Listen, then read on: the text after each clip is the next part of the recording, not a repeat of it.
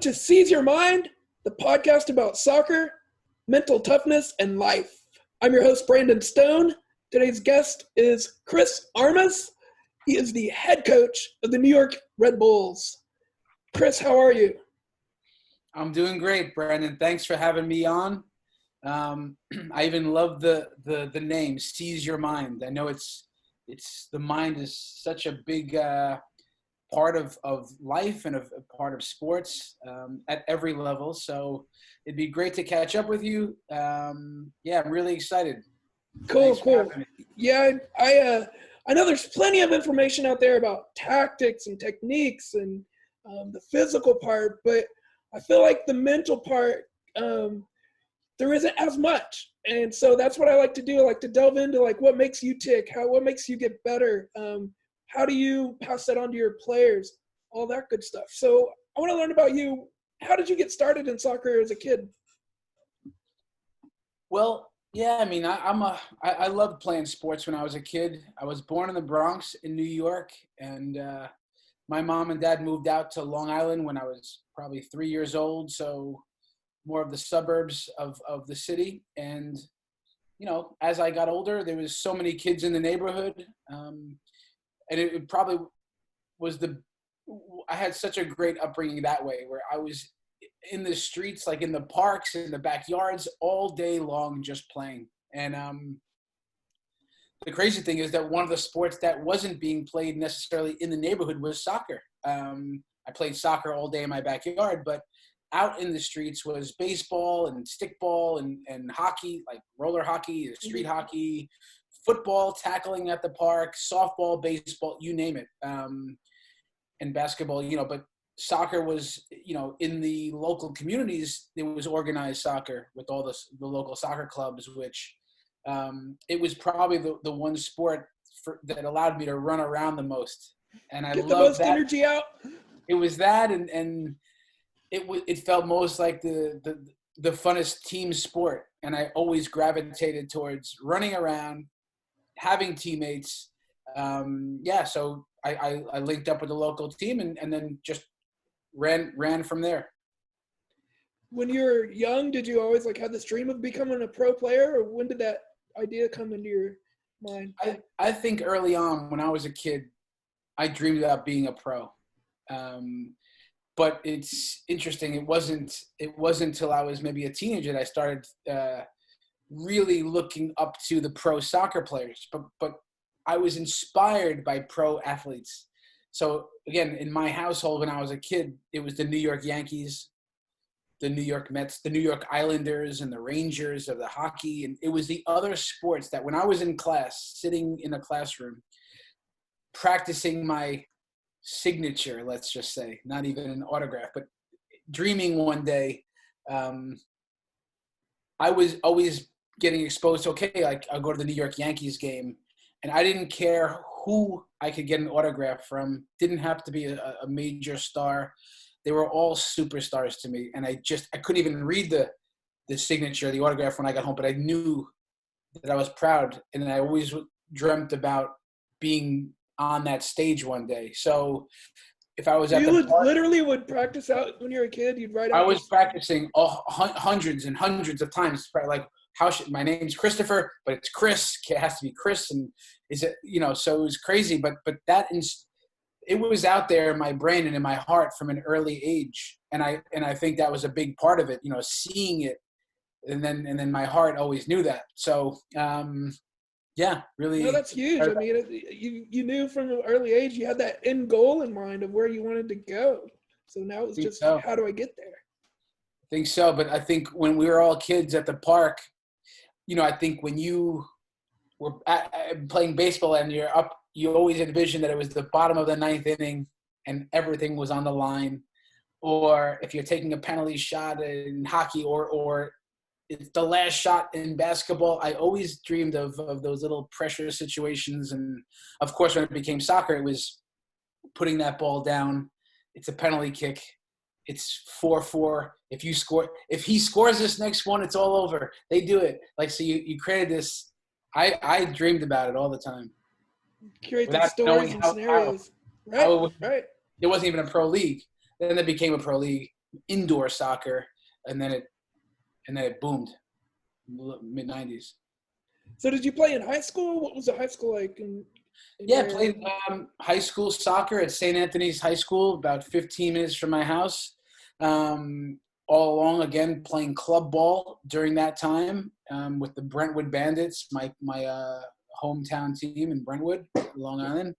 And then from high school, we had like many, a competitive high school team. We won a championship my senior year, and Right. then I got a scholarship to Adelphi University. It was a Division I program, top 20 in the nation, a small school, but it was top program on Long Island. And I got to the opportunity and privilege to play college ball and get my education at the same time. And then it just always seemed to be another level out there. So it was high school ball to college ball to the 1994 when I graduated college. It was the semi-pro soccer. Really, it was 6-month contract, but it was the only pro league at the time, the USISL. And in my backyard, essentially in Long Island, a team called the Long Island Rough Riders started. So I got chosen to be part of that team, and then 2 years later, Major League Soccer started, and I got drafted, and then became part of the national team. So it always just seemed to be another level that I could.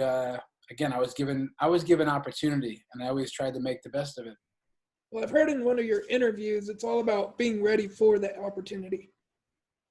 Sure is, because I think that in life, maybe along the way, maybe someone does not get an opportunity, but usually in the course of your life, there is some opportunity that comes knocking. Sometimes you don't even see it, so you don't even know it. But I think if your eyes are open and your mind and your heart are open, and again, for some people, it falls into place easier. I do think no matter what the circumstances are, there is opportunity. You just have to see it, and sometimes that's not so easy. But I think I've always, I don't know, even times I've been nervous. To cross over and let it become fear, and I was more uncomfortable with not showing up than to showing up fearfully. So I always showed up because that's the battle of the mind. We all have nerves at different times for different reasons. So yeah, I was just made sure that I could look at myself in the mirror, like my dad always taught me, that you work as hard as you can, and you don't let it ever not work for lack of preparation and work ethic. Work ethic is huge. Can you tell me a little bit more about that, like growing up, and then like how you would grind it out, so to speak? Yeah, I think I come from a blue collar, hardworking family. That's my parents' parents. My mother's parents were born in Puerto Rico. My father's parents from Cuba, and one was born in New York. But work ethic was always talked about, and then when it wasn't talked about, I was able to see it with my parents. So my mom, she was around for us. She had the job of raising us every day, all day. And then later on, when we went to college and later on in life, she went back and became a nurse, which was incredible. And my dad, as a kid, he was the guy working 2 jobs. We probably lived, I don't know, maybe 45 miles from New York City, but he would walk to the train station a couple of miles away, work in Manhattan, go to another job in Manhattan, and then come home at night, and then come in the backyard and play with us, and always, make time for the family. But, he was cranking. And you only could, and we knew it back then, but we could really appreciate it as me and my 2 brothers got older, and he would share some of the stories. And but yeah, every kid hears certain things their parents told them, that resonated or stuck with him. And he would always talk about being the hardest working person out there, that, you have to earn it, he would always say. In life, if you want something, you have to go and get it, but you have to earn it. Don't expect anyone to give it to you. You don't make excuses. So he kept it real with all that stuff. And, when he played sports, watching him play basketball a little bit, he was a hustler. Meaning not a hustle people like gambling. Yeah. Hustle. He was a hard-working athlete. He might not have been better than you, but he was going to beat you with desire and passion. But you weren't going to get outworked by my dad and my mom. So me and my brothers now, we're workhorses. We work, and we don't expect anything, and we don't make excuses, and we teach that to our kids. That's awesome. It's such a great, invaluable lesson that they taught you by leading by example. And Brandon, you know what, man? Like that stuff is great to have, maybe part of your DNA, if it becomes part of the DNA.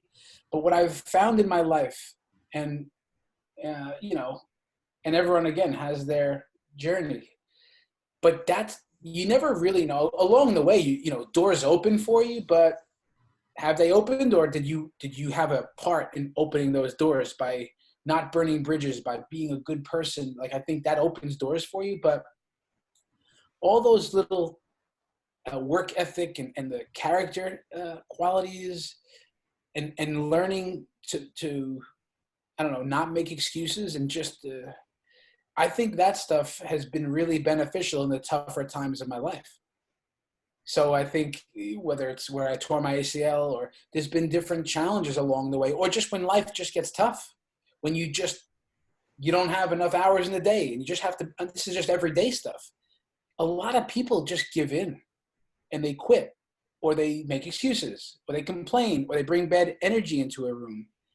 And I don't speak that language. So I do think that probably goes back to, I don't know, maybe how God wired me, but then what I learned from my upbringing. That's probably the difference between winners and losers. I think so. There's something, intrinsic. There's something inside, and some of it, I think, is nature, and some of it's nurture, that you can learn it. So I don't think that either way, then either you're born with it, or you can improve it. No one has excuses then, maybe. So I think I have a little bit of both, that I was born with something, a gift of some sort, and I think everyone has, like, I don't think, I can speak with confidence. I think everyone has a gift. The key, I think, is to recognize it, to own it, right? Not you got to run your own race. You can't be thinking of other people's gifts only, or what you don't have. So your gift, to really embrace it, and then just run with it. Be the best you can at that, meaning you be who you are, The best version of yourself. For sure. Love it. Love it. Yeah.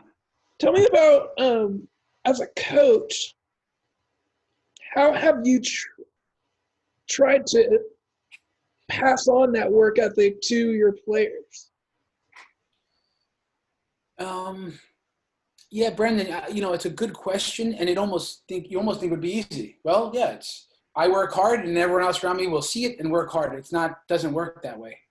It doesn't work that way. Some players, you tell them something one time and it's done. They do it. They're pleasers. That's how they're wired. They just needed a little bit of guidance, or direction.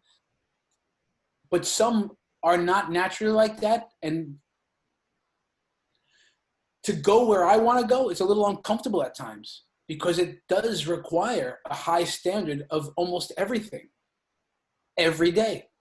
So good luck with that, because some people are not that comfortable. They don't want to work hard all the time. They want to take some breaks in games. They want to take a few days off along the way. They want to mentally shut off here and there. They don't want standards, which I think become the culture of our club, and how my leadership. And yeah, I think that I just, in simple answer, create high standards of almost a bunch of different things, of, let's just say, how you treat people, how hard we work or how we work, how you talk to people, how you show up every day. So if you just talk a few different things, and of course those little drop down menus of the subcategories. Yeah, like there's just standards of behavior, I'd say, that I'm setting that, or I'm part of the leadership of the club setting those standards. And my job, to answer your question, becomes I'm holding you to it. And when that dips, not if it dips, right? Because when that dips, then what? How do I ensure that the people around me are bringing it all the time? And again, I understand we're all human. So it's, there's room for that.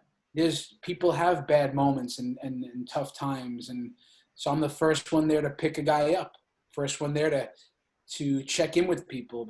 But that's, I try to lead by example, Brandon. I try to lead by example, which is sometimes exhausting because honestly, if you want to do that every single day, that means, there's no bad days. I tell the guys around me and my staff and the players, we no longer have bad days. We'll have good bad days. Good bad days. So your worst days are a 6 out of 10, no problem. And we'll help you. We'll help you get there. But you can't just tank and bag it. And we ask people to think about other people a lot around the club. And the more you think about that way, you realize that a hell of a lot's coming your way. You get a lot, but you're not giving to get. But that's just a culture. So man, I gotta stop you real quick. Yeah. Tell you that mind, just that switch in your mind of there's gonna be good bad days. There's not gonna be bad days, just good bad days. Like that's like huge. Yeah, I think so, man. I think because, of course, there's going to just be tough days. There just is. It could be something tragic happens with the family.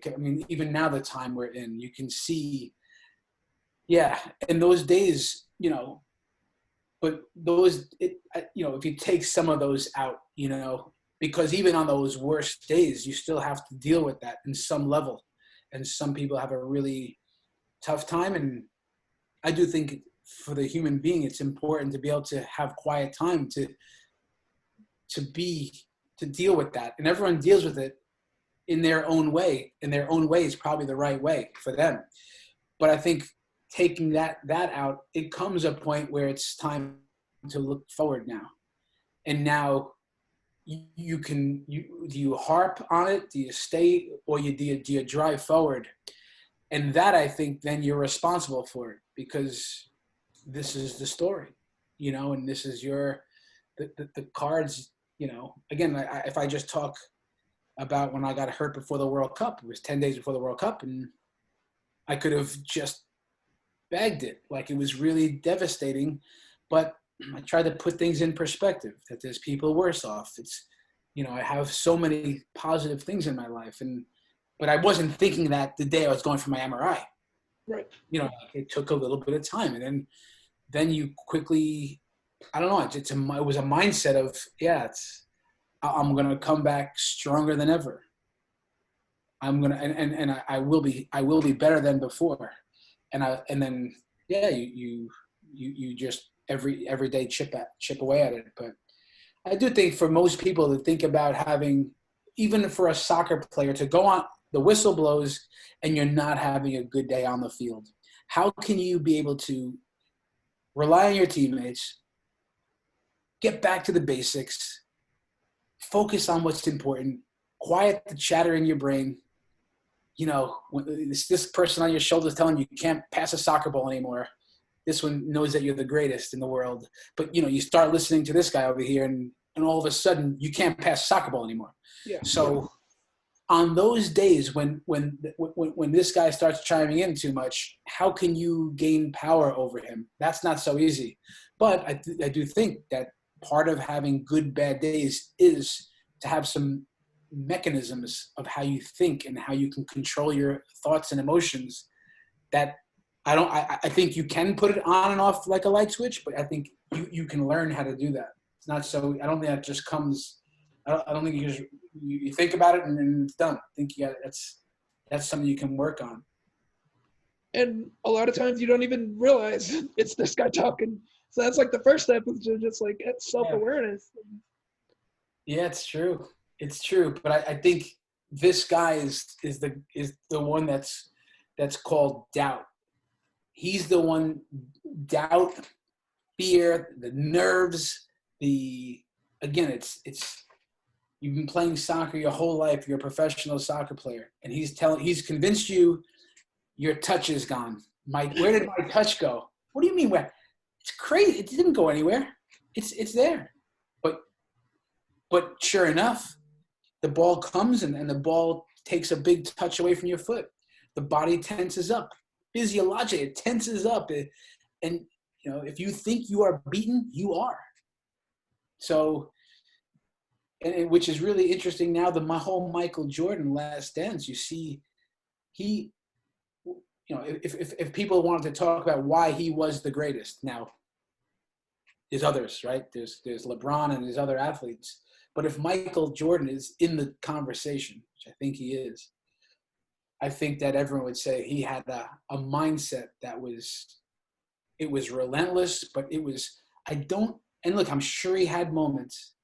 I don't think as he got on with his career and that he operated from a place of doubt and fear. Do you know what I'm saying? I think when that ball left his hand, it might not have went in, but I don't think it was because of consistently thinking this is not going in.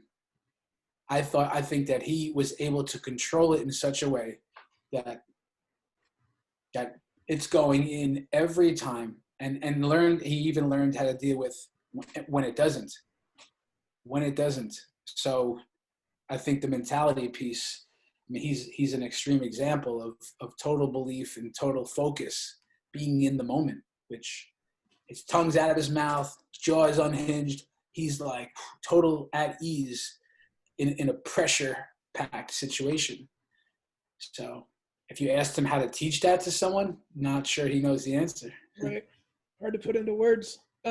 Reminds me of that quote, though, of his about, like, I've won so many awards, blah, blah, blah, but that's because I've missed the most shots. Yeah.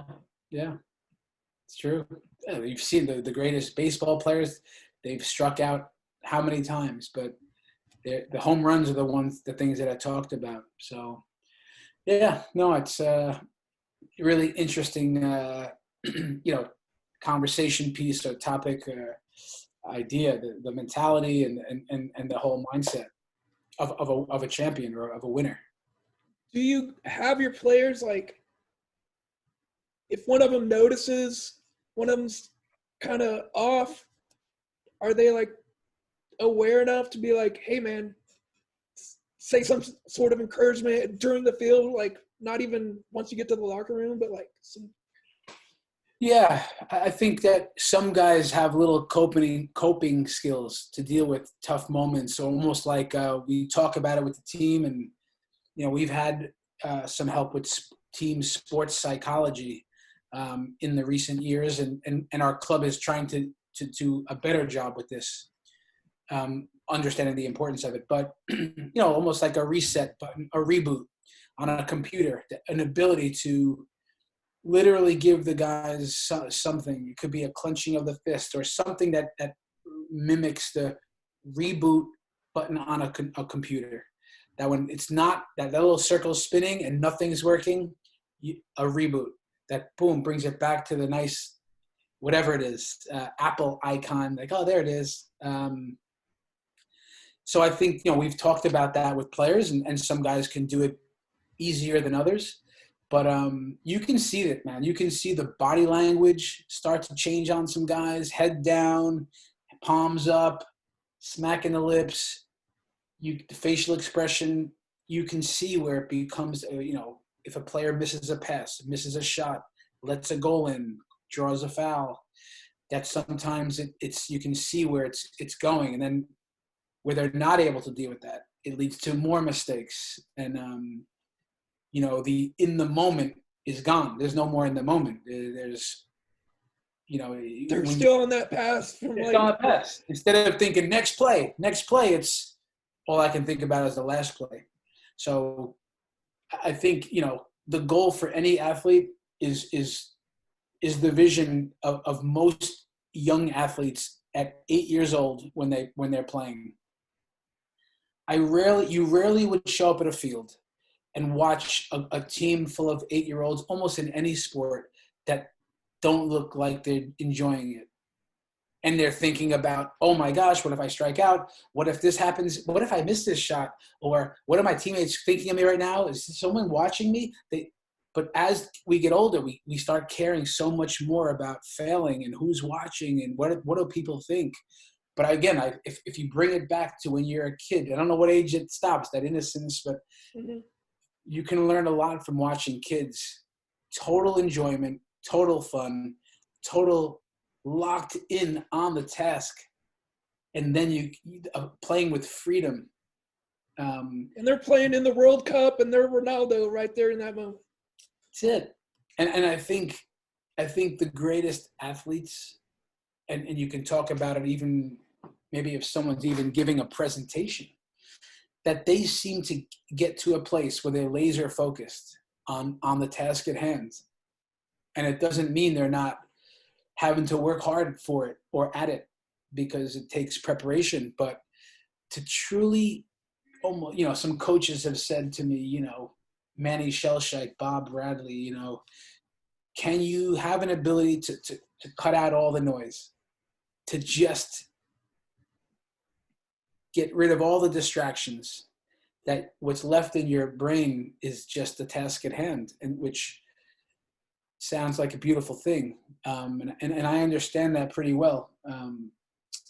But I'll tell you what, the best games ever were those days where you just couldn't miss. You couldn't miss. Everything fell for you, and you were in the zone, some say, right? But yeah. I actually, as I got older and older and into my mid-playing career of a pro, is that I no longer thought that in the zone phenomenon was lucky. I actually believe you can bring it to you with controlling your thoughts and having less thoughts, and really rehearsing some things in my mind. Visualization. What does success look like? How will I deal with mistakes? How will I, so I then started having performances that I saw that already. I wasn't surprised. I was never talking arrogance, but inside I was number one. Not number one in Floral Park bar league. I'm talking number one in the world. I started thinking almost your subconscious doesn't know the difference, fantasy and reality. Yeah. I'm telling myself, I dare you, come my way, and So that this was a big part for me, again, having to prepare to play at the highest level, but using the brain as a tool and a weapon, and not letting it work against you, which is usually yeah, it's a powerful thing. And I liked what you said about knowing what you're going to do when you do make a mistake. Because, I think that's rare for people to, they think they're not going to make mistakes for whatever reason. Yeah. To, prepare for that mentally. Just be like, okay, how am I going to react when I do mess up? It's something that, as I started coaching my children and I stopped coaching them at 11 or 12 years old, and then they needed to go and hear a different voice. At least that's the plan that I had. But what I did want to do in their younger ages is try to just create environments where they could play free. Maybe I can inspire them with fun training sessions, competitiveness that they enjoyed, help them understand and maybe get exposed to some of the team concepts that I was once exposed to. Can I teach them and their teammates to be good teammates, real teammates, understand what real work ethic was like? And you can learn so many of those lessons on the field and in training. But Yeah, to also try to arm them with some of the coping skills, that when mistakes happen, this is part of it. Unless you just go sit down in your room and don't take any risks, yeah, maybe if you walk from here to there, did you take those steps for too long or too short? There's nothing to really judge, but, as much as to try to always play with enjoyment, that they could remember that soccer was a game meant to be fun and really enjoyable. But hey, when you start to see that naturally, when you're part of a team and you mess up, you worry that you messed it up for your team. Judgment. Imagine like when you're teaching them to be good teammates. That means you start to care about the next guy. So if you blow it for your teammate, or you make a mistake that hurts the team, and it wasn't deliberate, then you start to feel bad just naturally. So then how do you not feel bad? What do you mean? So hold on a second. I'm supposed to love my teammates, but not feel bad? It's not really, it's that emotion doesn't really, you try not to let them not think about that emotion. That's your teammate doesn't really, he doesn't care that you made the mistake. It's okay. But you can't call a timeout and say it's okay. But trying to, I always just talked about next play. Get on with it. It's the next play. Everyone makes mistakes. And it wasn't something you talk about at halftime. I think I tried to coach that way, and I try to coach now that way, that we all are going to make mistakes. So let's just have these individual coping mechanisms, but understand the team you play for, we actually thrive on our own mistakes, because then we can win the ball back quickly and score a goal. We try so much to talk about that it's a non-issue. That the most important thing is to be fearless and go after it and have courage stepping on that field.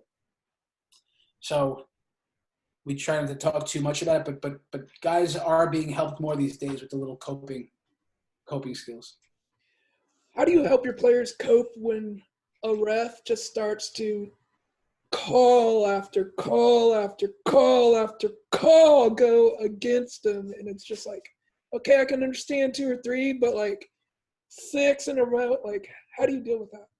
Yeah, the teams that I coach, I've never, and I coached in youth soccer, I've coached in college soccer, and now professionally. I've always made it a point in training and in games. The referees are going to make mistakes. Get on with it. That's an excuse. That's like blaming the weather. You can't control the weather. You can't call.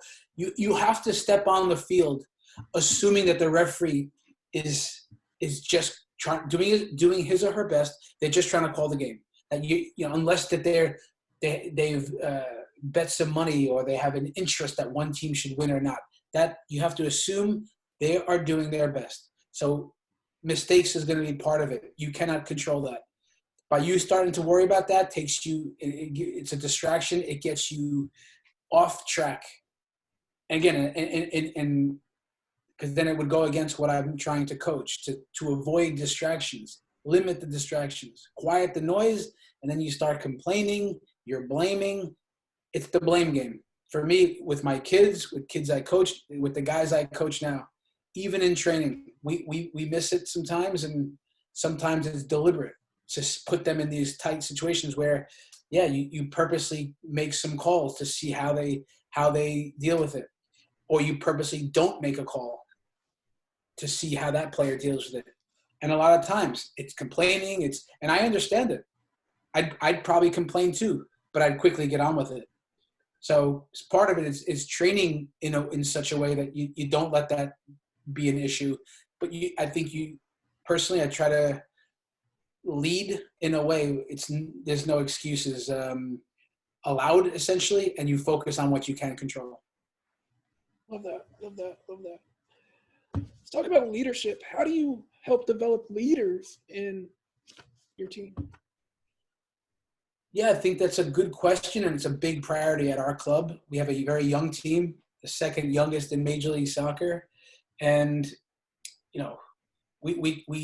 we do have the goal of helping these players along with their development on the field, tactically, technically, in their minds, and a big part of it is helping them develop to be leaders. Understand there's different types of leaders. There's vocal leaders. There's leaders that lead by example.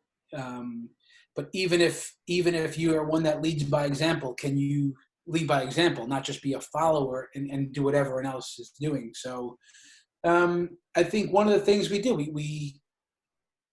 one of the things we'll do in video sessions, we'll have players sometimes lead video sessions.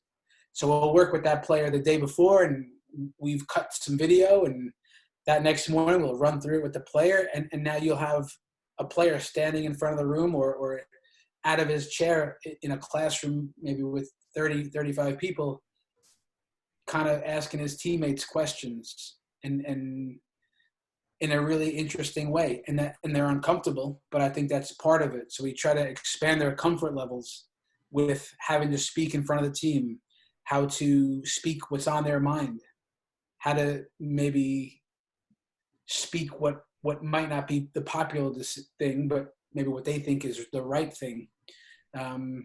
So we try to give the players a voice and let them be part of some of the decision making.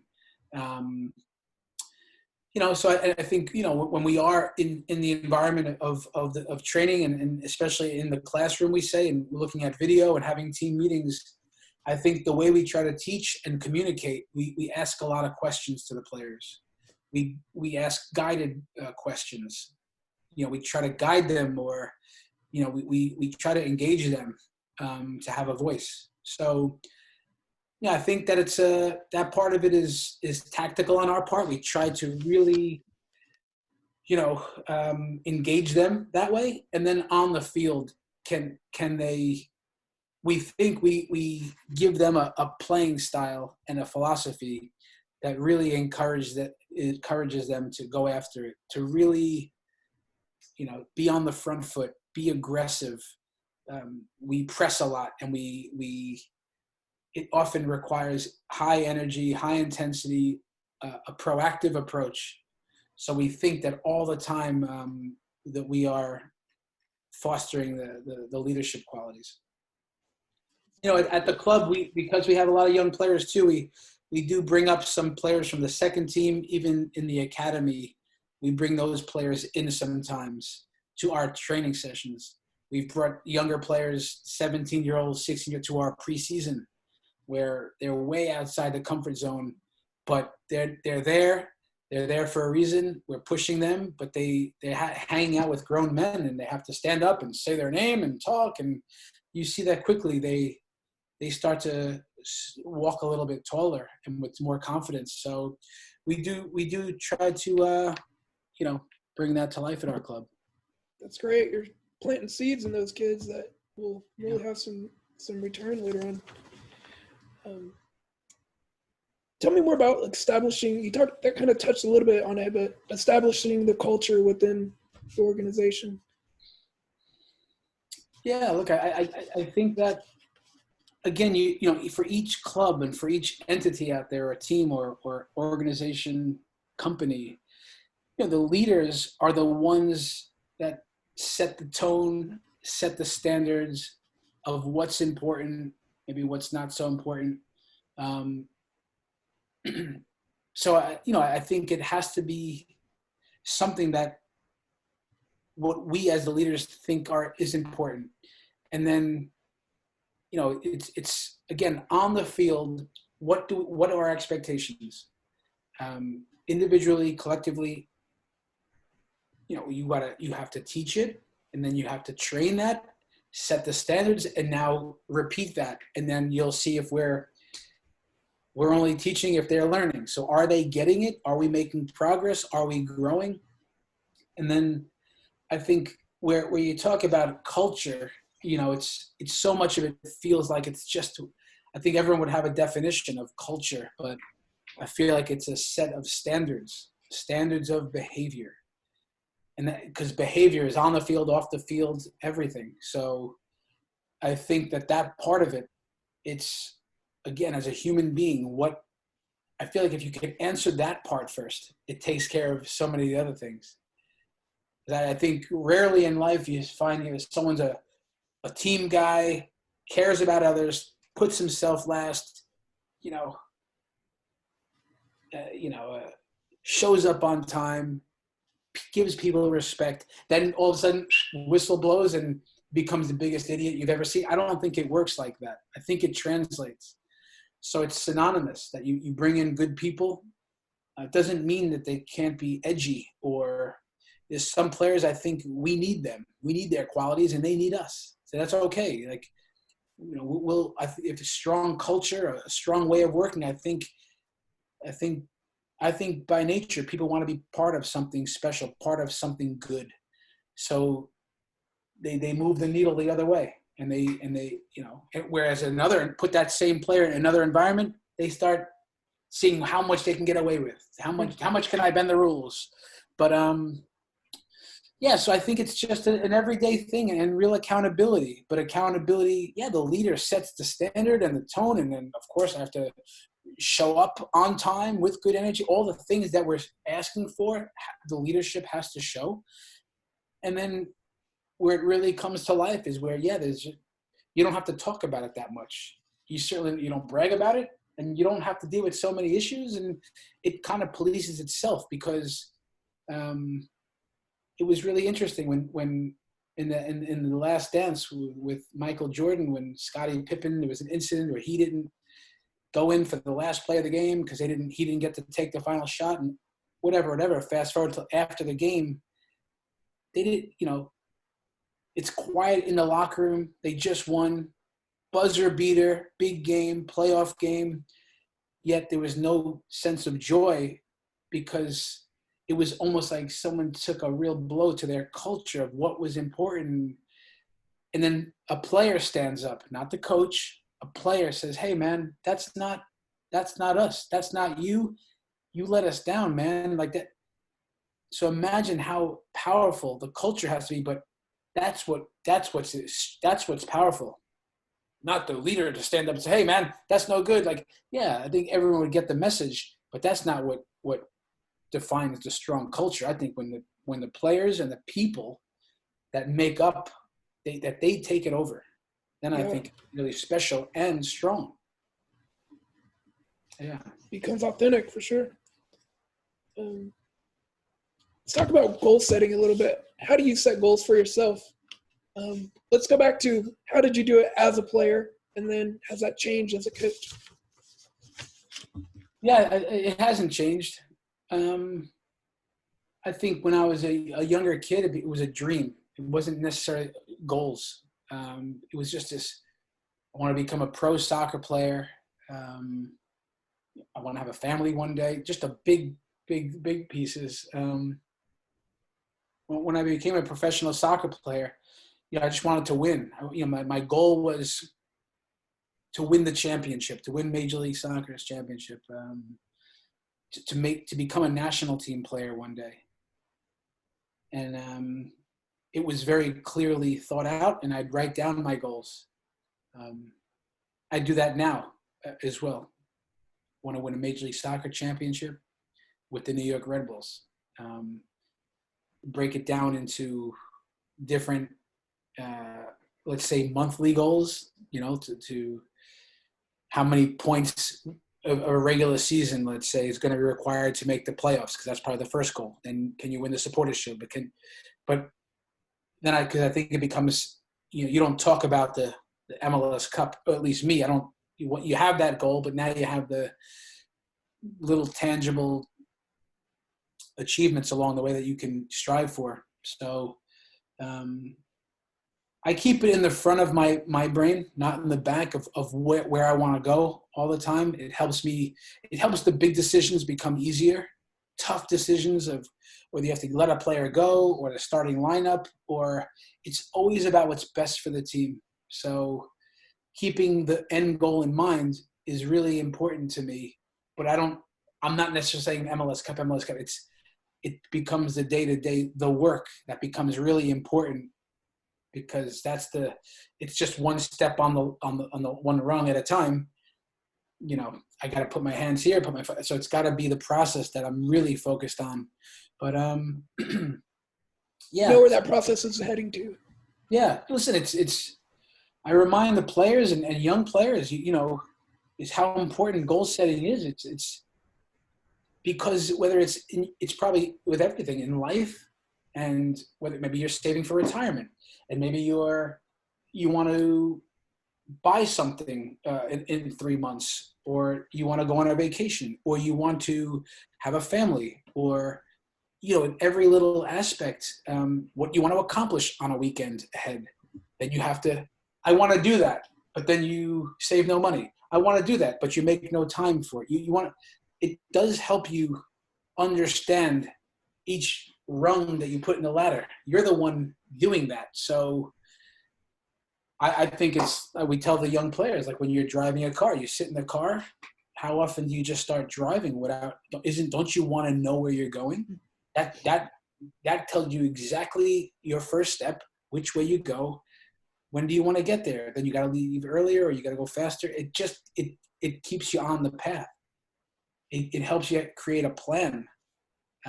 So I think it's really important. That's a great analogy, by the way. I think then you said it earlier, you start planting the seeds. And I think that's a real thing, that you're planting the seeds of MLS Cup or a family or whatever that goal is, to get a 95 on the test, 100 on the test, or to get an A in the class. By writing it down, by thinking about it, it goes in your brain, it goes in your heart, it goes in your body. You can then chip away at it. Beautiful. Sounds like poetry. I love it. All right. Do you remember a specific story or a specific time that you've helped an athlete whose confidence had maybe gone down a little bit and you helped them turn around? Yeah. You don't have to name names, but. Yeah, no, I think I've helped a lot of athletes with this. I think that there's maybe 2 examples. A player on the Red Bulls that tore his ACL for the second time, and they're just trying to really be a piece of realism, or not reality, but empathy. I've done the same injury. I've torn mine twice, but being just a comforting source for that player was really, I think, helpful. Sometimes just being in the same room, I put my hand on his knee. Hey, I'm going to give you my energy. Let me pass it on. Sometimes it's a call at home. Sometimes it's a text message, but a deliberate checking in along the way. I think that meant a lot to that player. And then, when I took over the team as the head coach in 2018, there was a player, Mark Shakovsky, who I could see his body language was down, and I literally take over midway through the year. And I could see in training, it just continued, just body language of internal, not a lot of emotion, energy level looked a little lower. And one of the coaches was talking to him after training, and I went over there. And I said, hey, and we all 3 of us sat down in the middle of the field on a summer day, early July, I think, late June, and we're talking for about a half hour. And I said, Mark, listen, I promise you, like, you're going to get a chance with me, and I can tell right now, you look like you don't believe that, you haven't had much opportunity, but I want you to know that, and that should change how you feel about this, but you gotta change the energy a little bit. And we had a really honest conversation, and we promised that we'd give him a chance. He'd have to perform, but he's gonna get a chance. We asked him to consider the energy, like, you gotta change the way you're looking at this whole thing. Well, that really hit home for him. He came in the next day. He was the best player in training, and he had a good rest of the year. And in that very next game, we were playing, it was at home against Kansas City. It was, we're down 2-1, and he comes in. I think he scores 2 goals. And we win 3-2. It was incredible. That's awesome. Where I know I had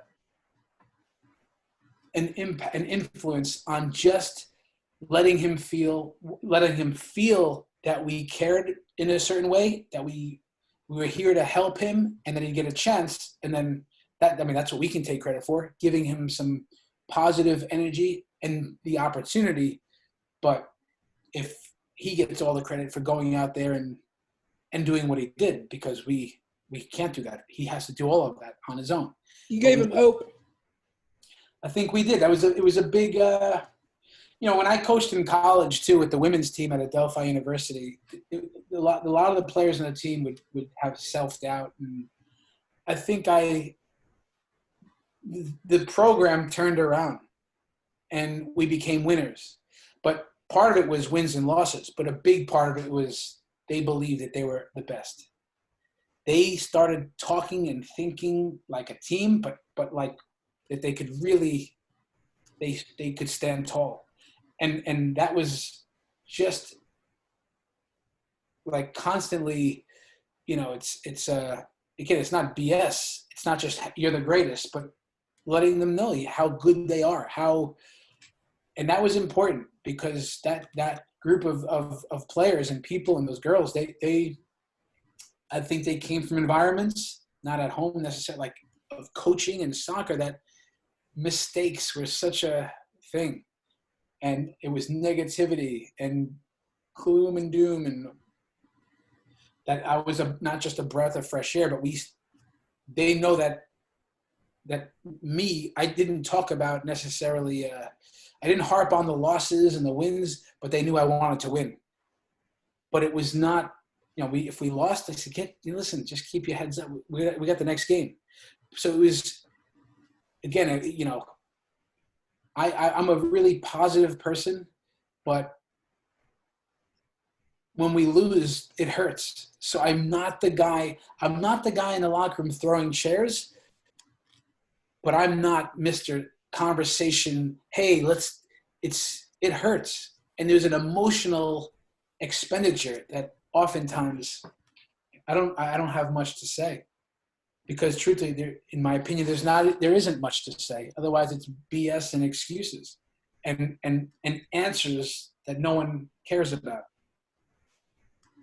That we had our chance, 90 minutes, and when I was a player, that was in the locker rooms, when I became a voice in the team, that I made sure that we were a real team that way, that we did our walking and talking out on the field. Like we had our chance. So, and if I saw the chatter and nonsense, everyone had the answers after the game, I'd shut it down really quickly. Say, guys, stop that.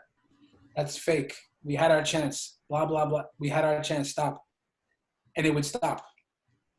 And because it wasn't real. And therefore we kept it real. So yeah, it was it's a good question. Last one to wrap things up. If you could go back and tell your 18-year-old self one piece of advice, one word of wisdom, what would you tell yourself and why?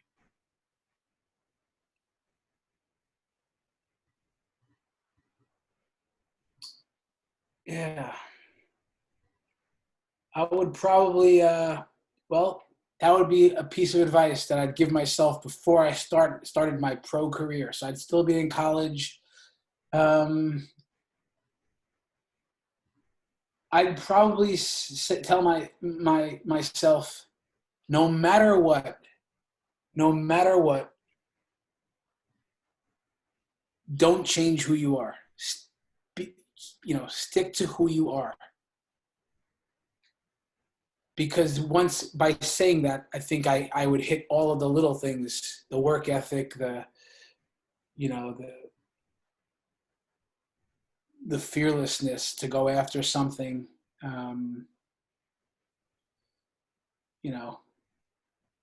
Yeah, I think that would say it all. Like no matter what, because things are going to try to get you off path along the way. Um, Stick to who you are, and one other little piece of advice I would say is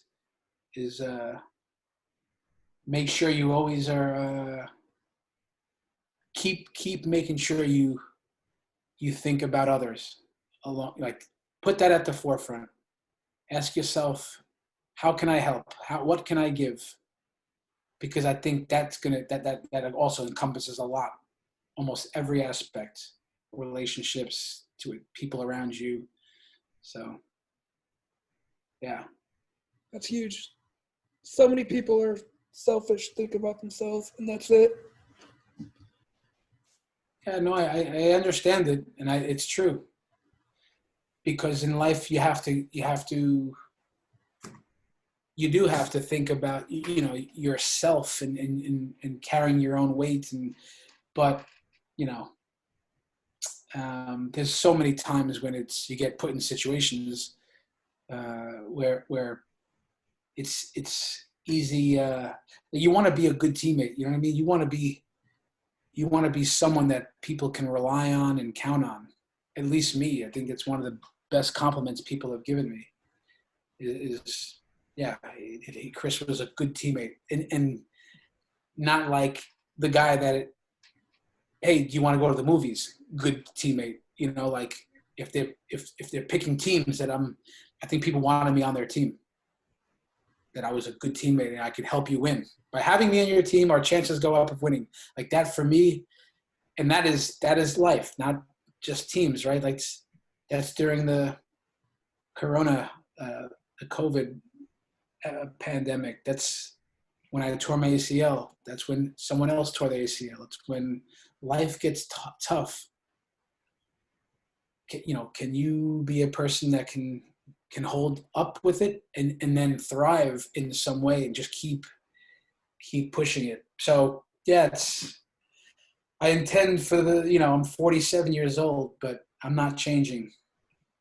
I'm only going to keep getting better at that, like influencing everything around me to be better off because I'm part of it. Like when you enter a room, I think I've been able to do that, and I'll continue to do that. That's my goal. Amazing, The amazing. winning follows. The winning comes. It always does. Cool. It's a good place for us to wrap up. That was amazing to hear. It's so true. The more you help others, the more it just helps you. You lift them up, and it brings you up. I know you think the same way. So maybe it makes me and you like two of the most selfish people in the world, because you're only giving because you know it's going to come back. And, no.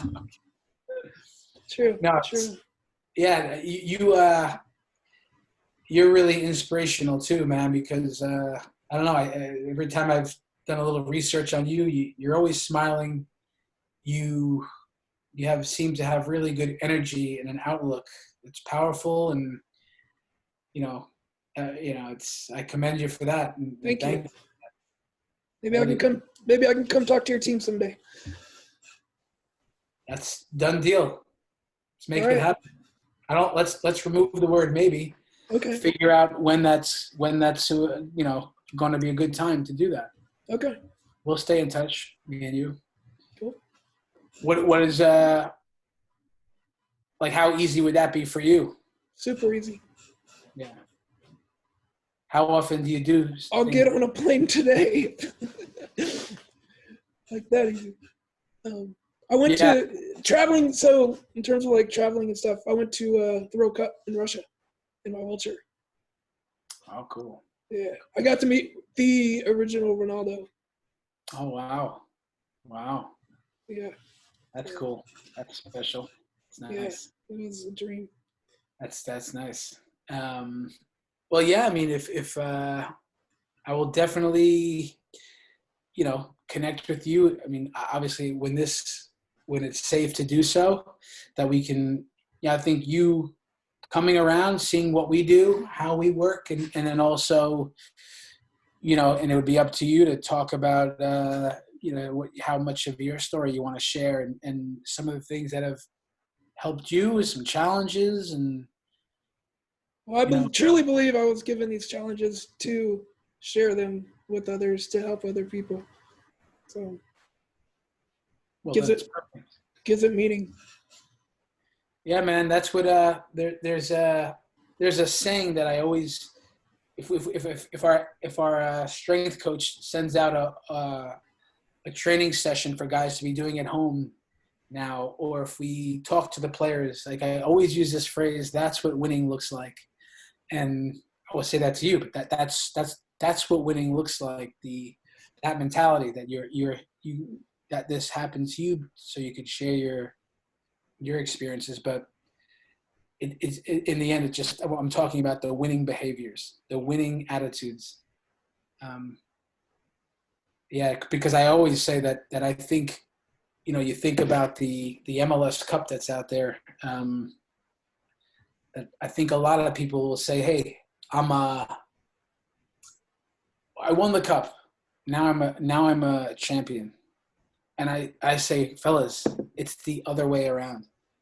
You have to believe you're a champion. You have to behave like a champion. You have to show up and work like that and treat people like that and dream about it and repeat that and be honest. And that's winning behaviors. That's winning. And then it comes. It's oftentimes people don't, in my mind, it's because I've lifted the trophy. So I know it wasn't that day. It was all of the work. So that's a mentality. Yeah, it's cool. All right, man. So what do you have next today? Anything else coming up? Not today. Got the U.S. Paralympic head coach sometime this week. I still got to finalize it. But cool. Yeah. So. And what? How are things in Oklahoma? Good. I work with the local college team here. Rogers State University. They're a D2 team. What'd you say, Rogers State? Rogers State. I work as a mental toughness coach. Work on things like confidence, motivation, just the mental side of things, goal setting. And we just won the first conference championship last year in the history of the program. So that's pretty awesome. That's really awesome. I broke my record, my walking record, like a week before the final. In front of the whole team, I walked 3/4 of the way around the soccer field. That's amazing. And I was able to. It went to overtime. The final game went to overtime, and I went to one of the players while everyone's kind of resting, and I was like, I looked him dead in the eyes. I was like, all right, I gave it my all for you guys. Now it's your turn to pay back the favor. He's like, I know. They went out and won it on PKs. Wow, that must have felt amazing for you to be part of that. You have no idea. That's incredible. That's awesome, man. No, listen, that's you played a part in that for sure. You can feel it even with that little snippet right there. That's cool. Well, listen, it'd be great to, really delve into your story and I'd love for you to speak to the boys, Cool, I'd love to. And so listen, from along the way, if you need anything from me or if you want to share anything, please email me. You have my info. Okay. And if I could do anything for you, let me know, and then we'll try to make this happen this year. We got to see what it all looks like. Yeah. And we'll then see what that's going to take. All right. Cool. All right, man. Stay safe. Good talk. Strong. All right. You too. Thanks for having me again. Thank you, Chris. Take care. All right. See you, Brandon. Bye.